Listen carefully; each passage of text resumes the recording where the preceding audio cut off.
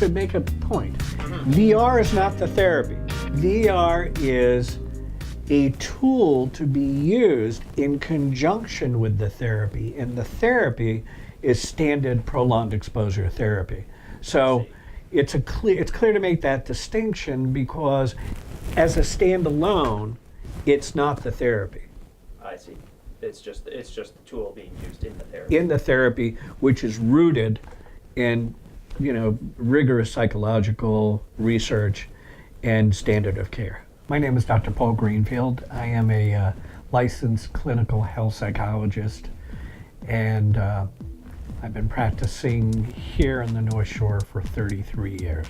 A number of different cases will be referred for VR. Most of the cases are going to experience some sort of specific phobia. The phobias can range anywhere from a fear of driving to a fear of heights to what we call claustrophobia or agoraphobia, and the ability to be able to travel distances away from safe places. And then there are the medical phobias, in particular people who have either what we call generalized anxiety about health concerns, but more importantly, people who have specific phobias like needle injection phobias or blood withdrawal and or fear of MRIs, as well as people who have what's called white coat hypertension, where they get anxious in advance of their blood pressure being taken, which artificially elevates their blood pressure. I've been thinking about virtual reality for many years. Going back many years into my practice, I started off treating a lot of people with fear of flying. And in those days, prior to 9/11, we were able to use a behavioral technique called progressive desensitization. And that would be done using imagery, where people would imagine themselves going to an airport, getting on an airplane, taking off, flying, landing, and so forth. But that what we would do is have them develop what's called a systematic desensitization hierarchy, where they would basically rate at different stages along the process their degree of anxiety, and then train them each step along the way to be able to relax themselves. And some people, even despite the best of expectations, had difficulty with imagery, that they just couldn't imagine themselves in those types of situations. So I knew there had to be something better, and VR was obviously the answer that I was looking for. So many years ago, I began to look at what were the possibilities for virtual reality, and going back into the 80s, a company called Virtually Better, which is in Atlanta, in conjunction with a psychologist named Dr. Wiederhold at Emory, developed a program called Braveheart. And Braveheart was, or is, a virtual reality program for PTSD for veterans from the Gulf War. And in effect, what they would do is these soldiers that had PTSD would be presented with a situation in virtual reality that was akin to the actual situation that they were traumatized in. So that they would end up, if they were in their Humvee, with their partner next to them. If it be they were on a highway and an IED went off and there was a sniper on the bridge above, with the use of computer technology, they could recreate that whole scene and then have the person in virtual reality go through that scene again with the expectation that with each repetitive prolonged exposure that they would desensitize themselves from the trauma. They find that the outcome of exposure therapy and VR are actually identical. The difference is that the length of treatment for those patients that are using VR is shorter. So, but the outcome is virtually the same. I would like to see down the future myself getting involved in the use of pain management and getting into the use of some sort of neuromuscular reprogramming.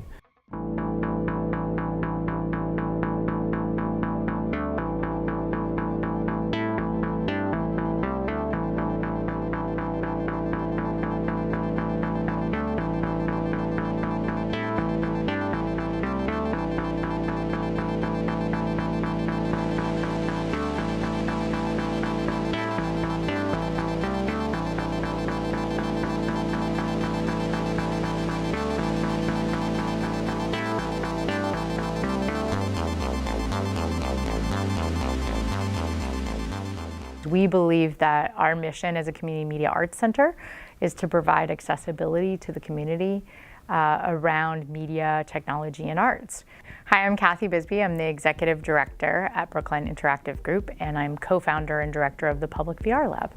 Brookline Interactive Group is a community media center here in Brookline, and about 2 years ago we started the Public VR Lab, which is the public virtual reality lab, and we're the first publicly funded virtual reality lab in the country. So we were quite a bit ahead of most other organizations, including universities and governments, and we still are.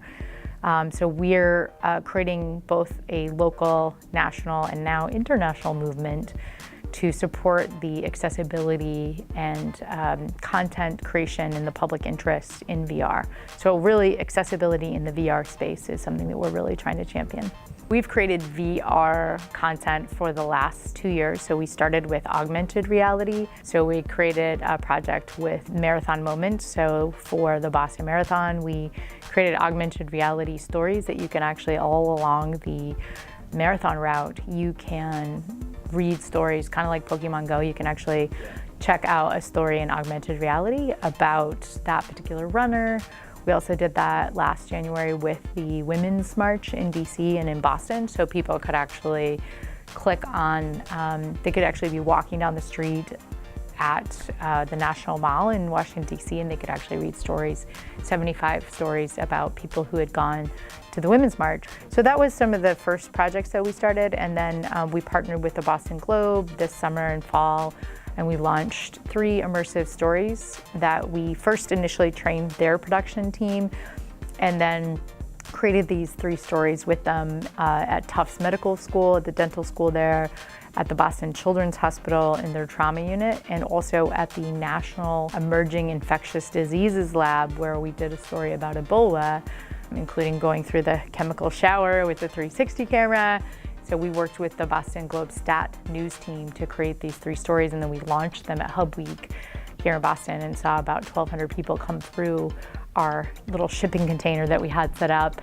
We felt that it was really important to make sure that in the new VR space, in the emerging VR AR space, that people had the same accessibility to these tools as they did in the traditional media space. So that's really what initially started it. I think for me personally, what really put it into perspective, I'm a documentary filmmaker, I've been a journalist at different points in my life, and seeing the Clouds Over Sidra, which was a UN project that was about a Syrian refugee girl, I believe in France.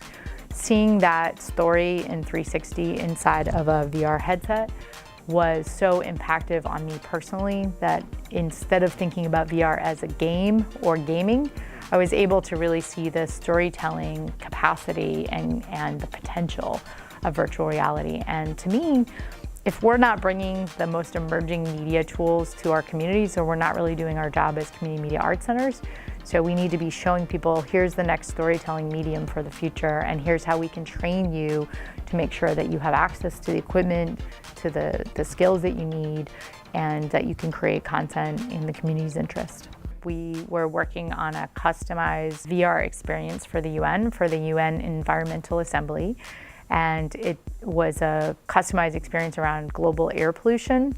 So we worked with a developer, DataVise is our partner organization that helped develop on the back end what we needed to create content for the UN. And so we had hundreds of ministers and heads of state just last week in Nairobi come to our booth and be able to show them how VR works through this customized air pollution experience.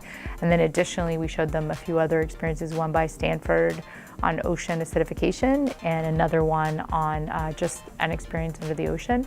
So I think a lot of people had really interesting experiences. A lot of people were amazed that it felt so real, that they really felt that sense of presence that VR only, I think, can provide in storytelling. It's not the same as looking at a flat screen. It's really feeling an embodied cognition as though you're actually present, which has deeper implications on just storytelling and documentary filmmaking in general. If you can make somebody actually feel like what it's like to be that Syrian refugee girl, there's a new tool in your toolkit as a filmmaker and a storyteller. We actually started a virtual reality academy here at the Brookline High School in partnership with the high school about a year and a half ago now. So we started teaching 6 different ways that you can create VR content. And we feel like one of the best ways that young people learn about media literacy is through production, actually. So the more that you produce content as a producer, as an editor, the better you understand what media is out there and what media consumption should be, can be, the pros and cons of it, and so forth. I think that as an educational experience is really incredible to take people out of their current present realities and to be able to place them in a scenario where it's unfamiliar to them is probably one of the best uses for educational VR. But I think there are many, many, many opportunities. I mean, I think that it changes your perspective on things. So I think that power of VR it's so visceral that it has a lot of power in education to show people things they've never seen and to get them to have a different perspective on those things.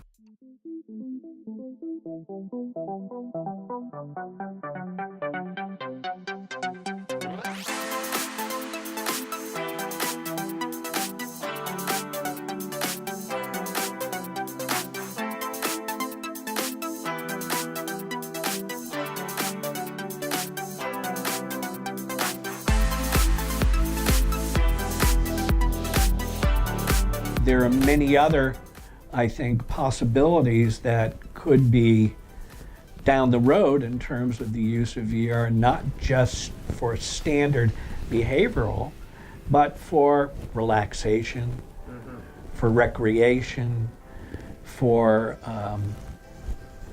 really endless possibilities. And we're just tapping the beginning of it. I think that in 2 years, it's probably going to be really different the way that it looks. I think the technology will change, how we teach it will change. It's very bleeding edge. I think the consumer adoption has been slower than people would have expected. And so I do think that as we find better ways to create content and better ways for people to experience content, maybe in social VR, but I do think it's going to change how we view our relationship with reality, and I think that's really exciting.